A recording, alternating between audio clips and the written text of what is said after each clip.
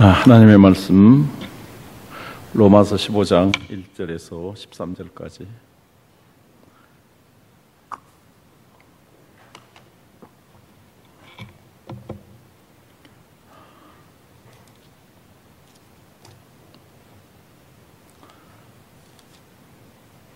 로마서 15장 1절에서 13절까지 교독하겠습니다.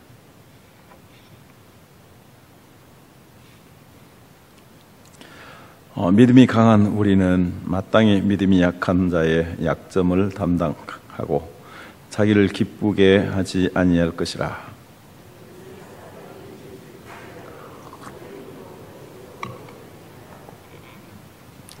그리스도께서도 자기를 기쁘게 하지 아니하셨나니 기록된 바 주를 비방하는 자들의 비방이 내게 미쳤나이다 함과 같으니라.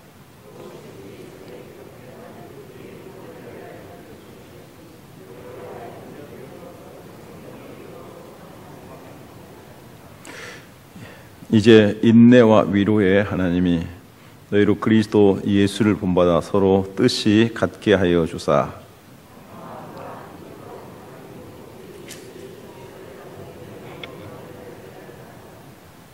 그러므로 그리스도께서 우리를 받아 하나님께 영광을 돌리신 것 같이 너희도 서로 받으라.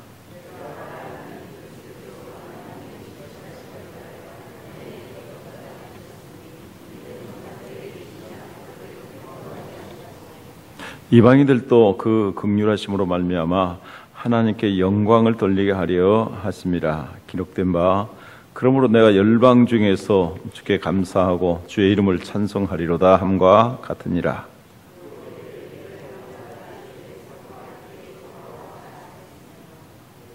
또 모든 열방들아 주를 찬양하며 모든 백성들아 그를 찬송하라 하였으며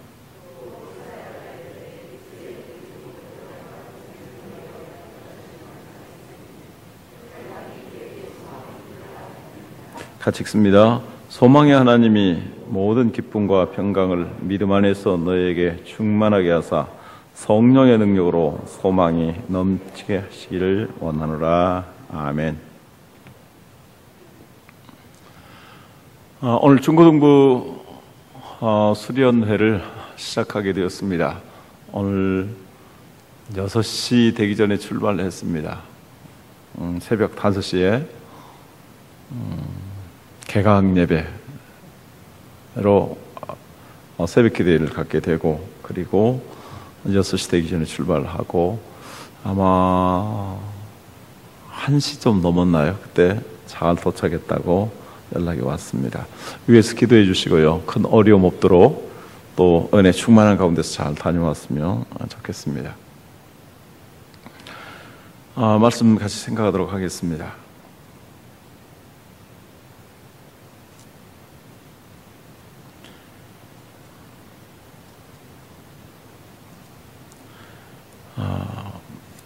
만약 우리에게 곧 종말이 임하게 된다면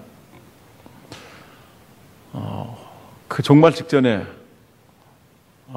뭘 했으면 좋을까요? 나에게 곧 종말이 온다면, 하나님 부르시는 그 종말이 온다면 뭘 했으면 좋을까?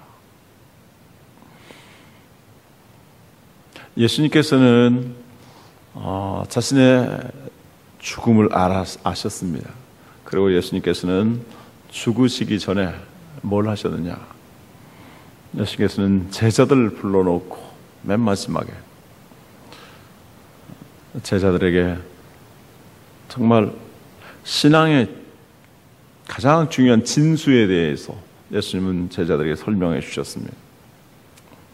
그래서 그것을 다락방 강화라고 말씀합니다. 요한복음에 보면은 12장 후반부에 대부분 그 내용이 기록되어 있습니다. 그래서 그 내용 가운데서도 보면은 그렇게 말씀을 하시고, 그 다음에 예수님께서 하신 것은 그들을 위해서 기도하신 것입니다. 그래서 마지막 겟세마네 동산에 올라가셔서 기도하시고, 그리고 이제 붙잡히시고 예수님 마지막을 맞이하십니다. 그 기도하신 예수님의 내용 가운데서도 보면은 아버지요, 우리가 아버지와 함께 하나가 된 것처럼 저희들도 하나가 되게 하옵소서. 그래서 예수님의 제자들이 정말 하나가 되기를, 한 마음 한 뜻이 되어서, 그래서 하나님의 뜻을 받들고 그 하나님의 뜻을 펼치고 이루기를 주님은 기도하신 것입니다. 오늘 성경에도 보면은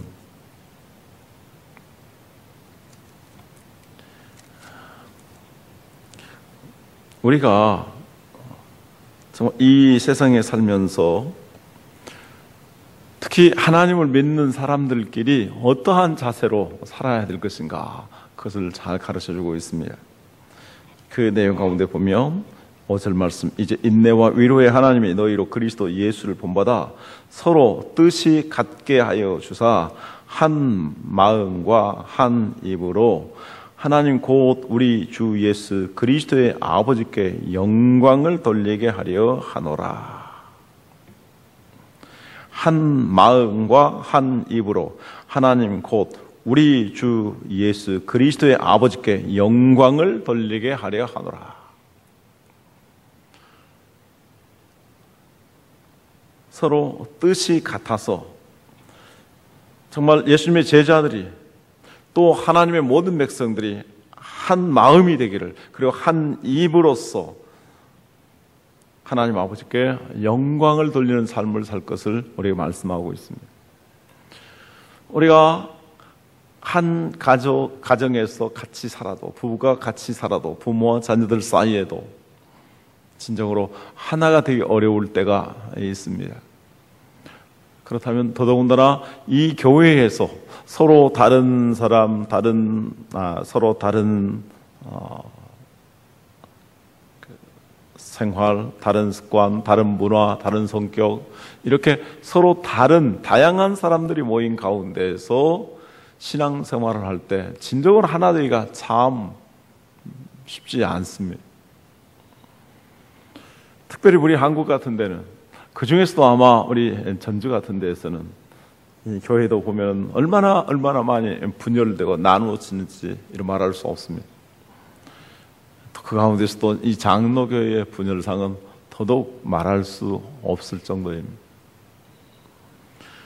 그러한 것들 주님 보시면서 정말 우리 안에 오직 하나님 아버지께 영광 돌리며 같이 하나님만을 온전히 섬기기를 주님은 바라신 것입니다. 토스카니니라는 지휘자가 있었습니다. 그 지휘자가 어느 날 지휘하면서 그 단원 가운데 그 지휘자의 이야기를 지휘자가 인도하는 것을 따르지 않으니까 그 지휘 봉을 꺾어버렸습니다. 사람들은 충격을 받았습니다.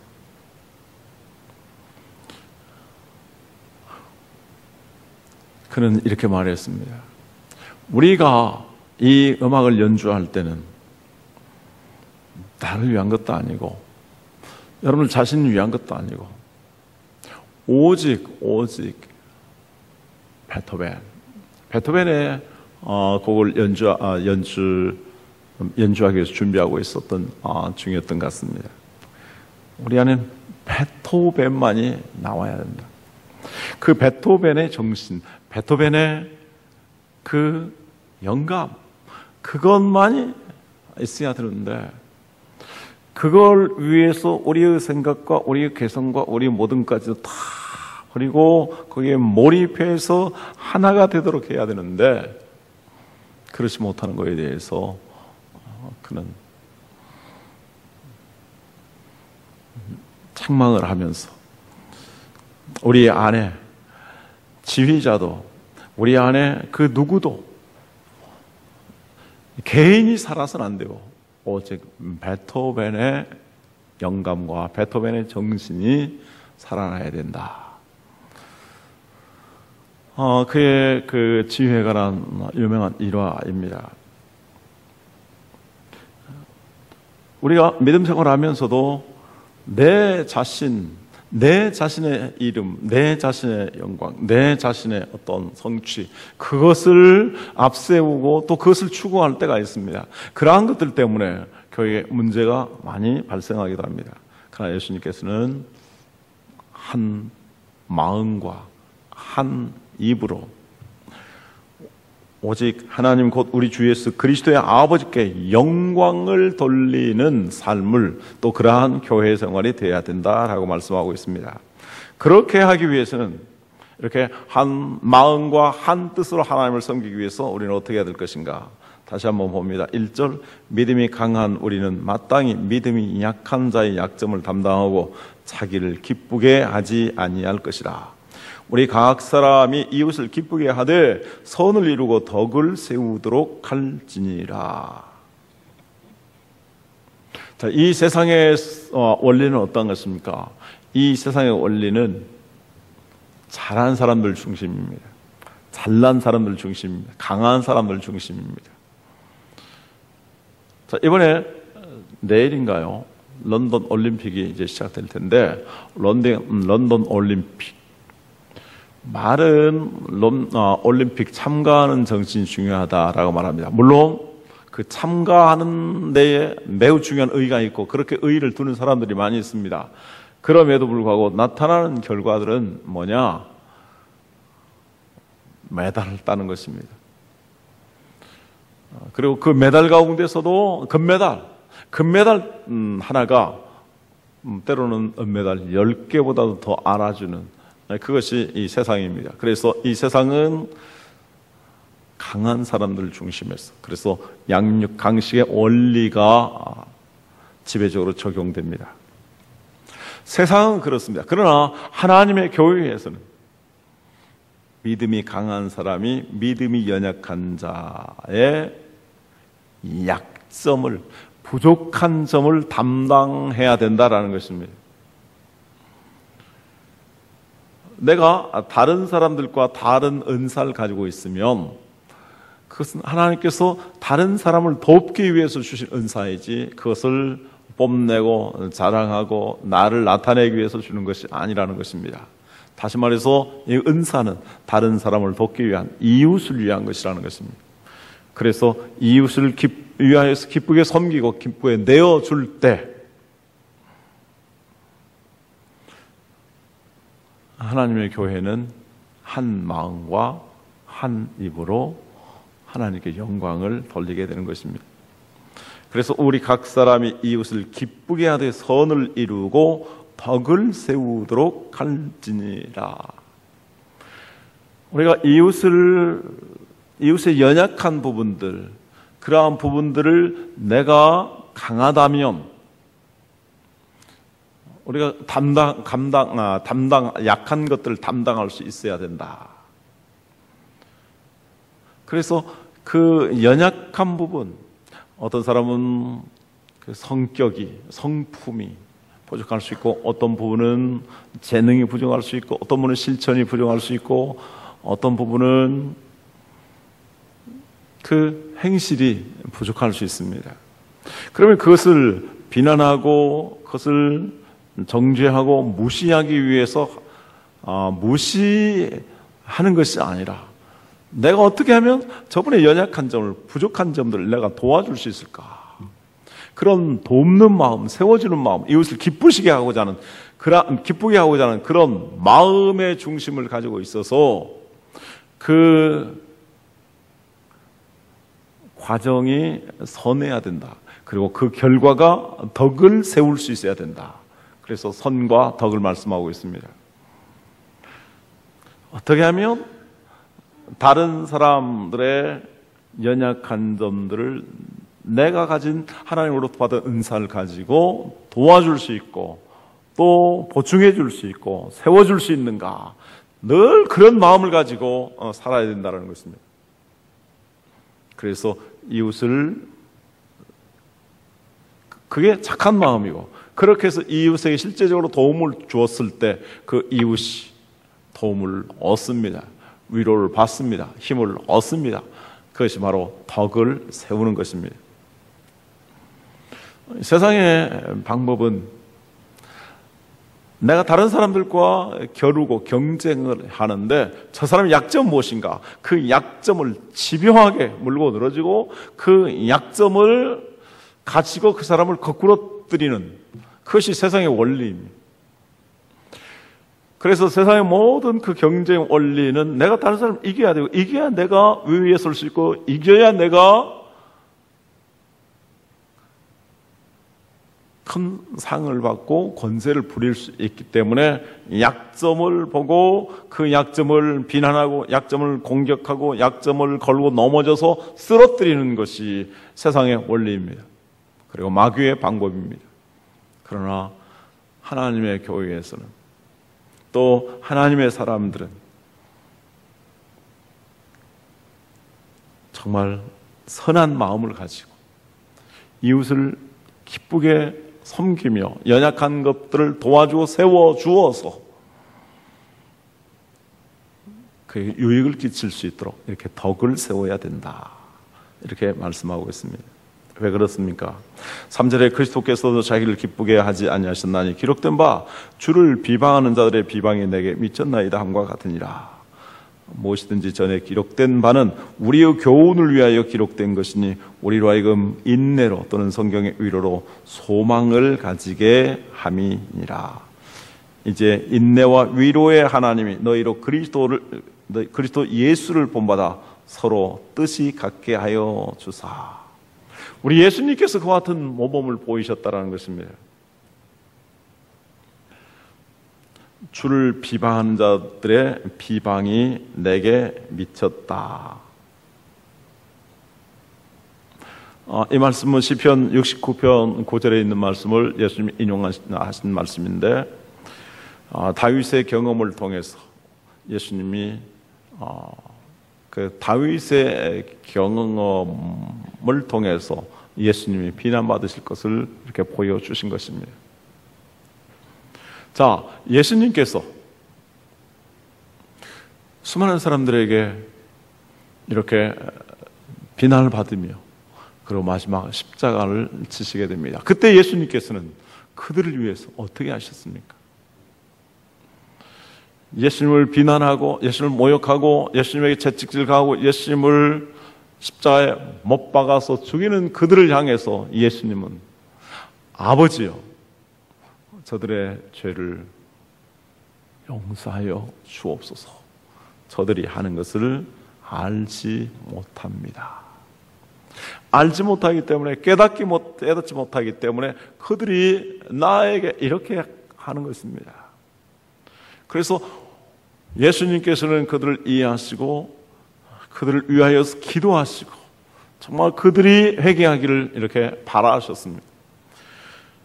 만약에 예수님께서 정말 그렇게 그들을 이해하시고 그들을 위해서 기도하시고 그들을 위해서 간구하시지 아니하였다면 어떻게 그 사람들이 다시 돌아올 수 있겠으며 예수님의 제자들이 어찌 다시 회복할 수 있겠으며 우리 자신도 어떻게 구원받아서 하나님의 자녀가 될 수 있겠습니까? 예수님께서 정말 그들을 위하여서 십자가를 지시면서 하나님 앞에 기도하셨습니다. 십자가를 지시면서 오래 참으셨습니다. 히브리서 12장에서 우리에게 말씀하고 있습니다. 히브리서 12장 같이 한번 보도록 할까요?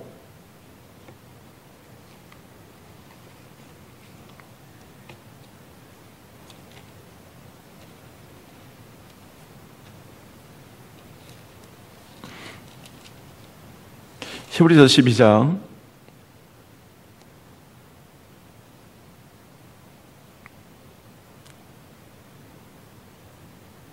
1절에서 3절까지 같이 읽도록 하겠습니다. 이러므로 우리에게 구름같이 둘러싼 허다한 증인들이 있으니 모든 무거운 것과 얽매이기 쉬운 죄를 벗어버리고 인내로서 우리 앞에 당한 경주를 하며 믿음의 주여 또 온전하게 하시는 이인 예수를 바라보자. 그는 그 앞에 있는 기쁨을 위하여 십자가를 참으사 부끄러움을 개의치 아니하시더니 하나님 보좌 우편에 앉으셨느니라. 너희가 피곤하여 낙심하지 않기 위하여 죄인들이 이같이 자기의 거역한 일을 참으진 일을 생각하라. 우리 예수님 십자가를 지셨습니다. 죄인들이 예수님을 거역했습니다. 예수님의 제자들까지도 예수님을 배반했습니다. 그러나 그들에 대해서 예수님은 참으셨고 그들을 위해서 기도하셨습니다. 그들에 대한 소망을 가지고 예수님께서는 십자가를 지신 것입니다.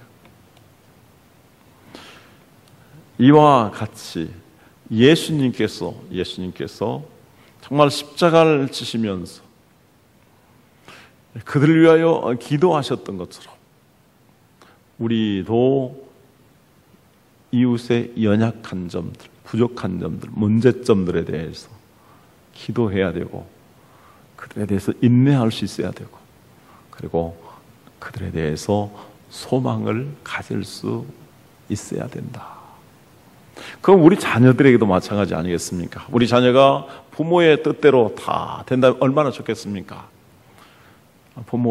자녀들이 부모의 속을 썩일 때도 있습니다. 부모의 기대에 부응하지 못할 때도 있습니다.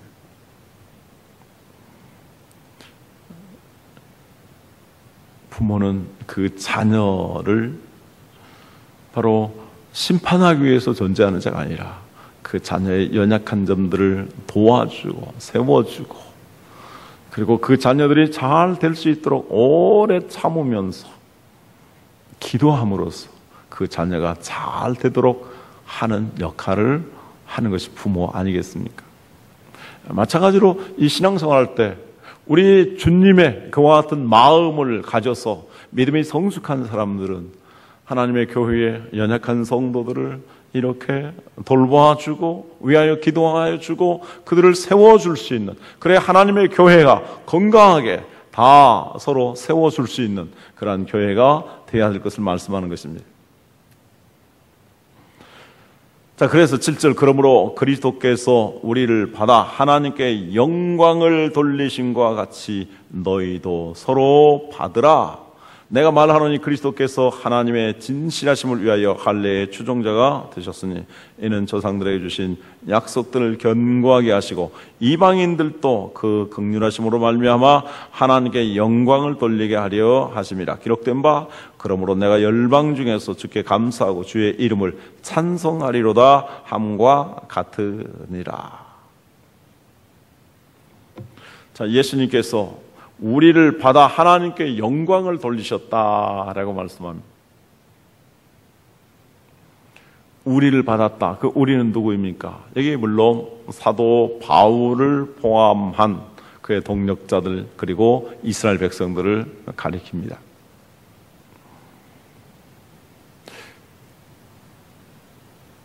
사도 바울은 어떤 사람이었습니까?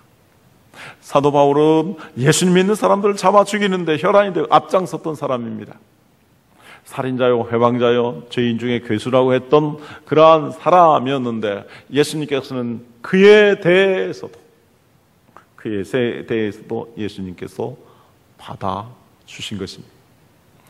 예수님이 십자가를 지시면서 그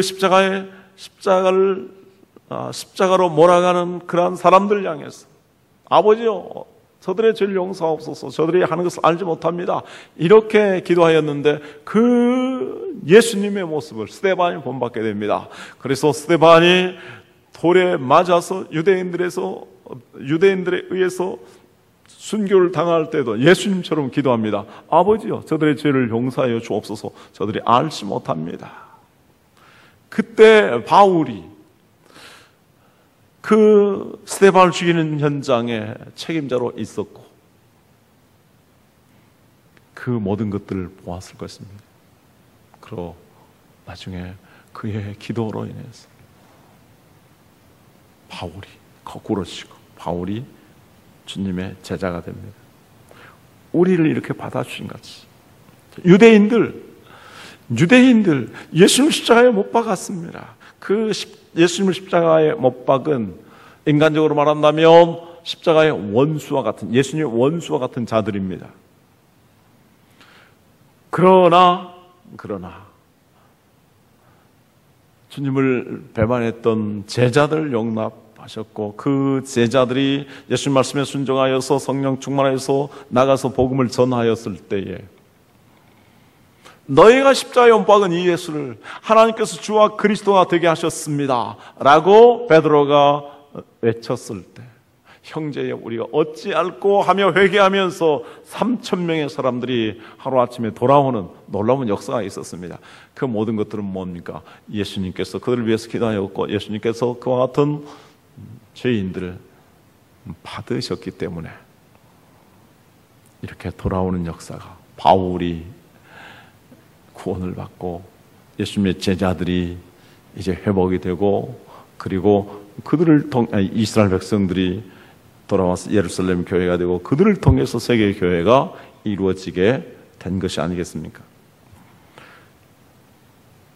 예수님이 그 바울 같은 사람 그리고 예수님이 그 이스라엘 사람들 예수님을 십자가에 못 박았던 사람들을 받아주셨던 것으로 우리도 서로를 이렇게 받아줄 수 있어야 된다. 그래야 하나님께 영광을 돌린다. 자, 예수님께서 이렇게 우리를 받아주시기 위해서 어떻게 했습니까? 말씀드렸던 것처럼 십자가를 지시면서 기도하셨는데 빌립보서 2장 5절 이하에서 우리에게 가르쳐주고 있습니다. 너희 안에 이 마음을 품으라 곧 그리스도 예수의 마음이니 그는 하나님과 근본적으로 동등하시지만 하나님과 동등됨을 취할 것으로 여기지 아니하시고 오히려 자기를 비웠다. 그리고 자기를 낮추셨다. 그리고 사람의 모양이 드셨고 죽기까지 복종하셨다. 예수님이 자기 자신을 내려놓으셨습니다. 자기 자신을 낮추셨습니다. 사람의 모습 그리고 죄인들과 같이 십자가에 죽으시기까지 이렇게 자기 자신을 내려놓고 낮췄을 때 모든 사람들이 예수 그리스도의 이름에 무릎을 꿇고 하나님 아버지께 영광을 돌리게 되었다. 그래서 하나님의 교회에서 하나님의 공동체 안에서 우리는 이렇게 겸손하게 모든 사람들을 받고 섬기는 그런 자세를 가지고 살아야 됩니다. 그랬을 때 하나님께 영광이 돌려집니다.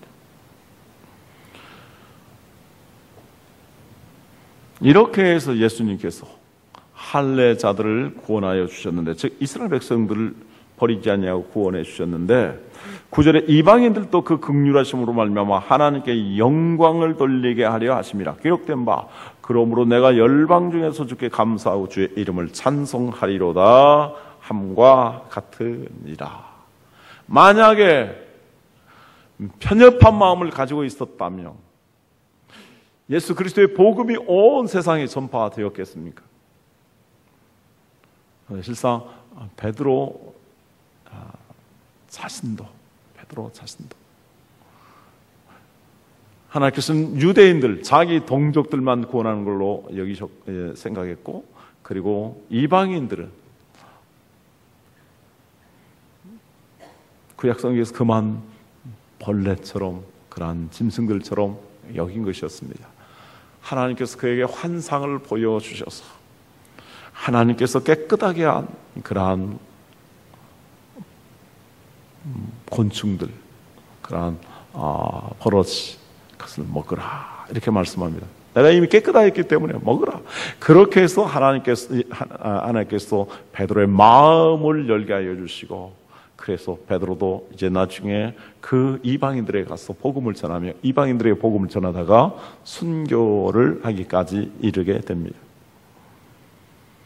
그래서 예수님을 십자가에 못 박았던 그 사람들도 예수님께서 이렇게 받아주시고 하나님 받아주셨던 것처럼 이방인들도 유대인들에 의해서 정말 복음에서 멀어지고 유대인들에 의해서 하나님 사이에 장벽이 놓여져서 이렇게 하나님과 원수된 것 같이 만드셨지만 예수님이 십자가에 못 박혀 죽으심으로 말미암아 그 담을 허셨습니다. 그래서 하나님과 우리를 화목하게 만드시고 또 이방인과 유대인들도 화목하게 만드셔서 모든 사람들이 구원받고 한 마음과 한 입으로 하나님을 찬양하며 하나님을 섬기도록 만드셨다라는 것입니다. 그래서 이제 하나님의 교회에는 유대인과 이방인들이 차별이 없고 먼저 믿는 사람과 나중에 믿는 사람들이 차별이 없습니다. 그래서 모든 사람들이 예수 그리스도 안에서 서로 받아주고 서로 용납해서 서로를 세워주는 그러한 공동체가 하나님의 교회 공동체인 것을 말씀합니다. 그래서 이방인들까지도 포함해서 다 모든 사람들이 어떠한 환경, 어떠한 성격, 어떠한 지위, 어떠한 신분 가진 사람이라 할지라도 하나가 되어서 함께 하나님을 영화롭게 하는 그러한 공동체가 바로 주님의 교회입니다. 이 세상에서 이러한 공동체는 바로 교회밖에 없습니다.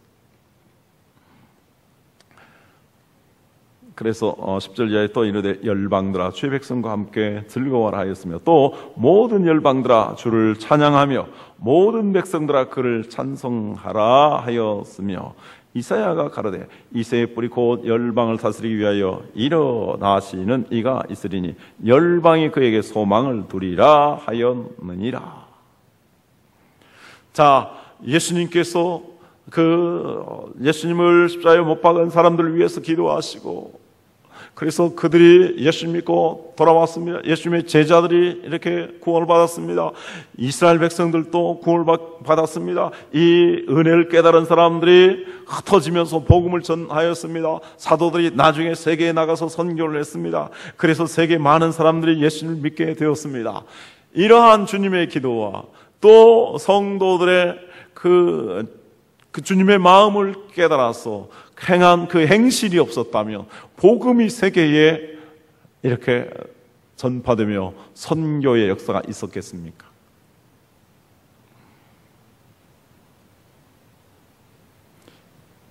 그러한 주님의 마음을 가진 사람들이 모든 사람들을 이렇게 받아주며 모든 사람들을 용납하며 모든 사람을 위해서 기도하며 그 모든 사람들을 이렇게 포용함으로 주님의 교회가 세워지고 주님의 교회가 온 세계에 이렇게 세워지고 그들이 하나가 되어서 이렇게 하나님을 예배할 수 있게 된 것입니다. 우리는 성씨도 다릅니다. 물론 대부분 우리는 한국 사람들이죠. 성씨도 다릅니다. 그리고 우리는 그 가문도 다를 수 있습니다. 가정의 환경도 다를 수 있습니다.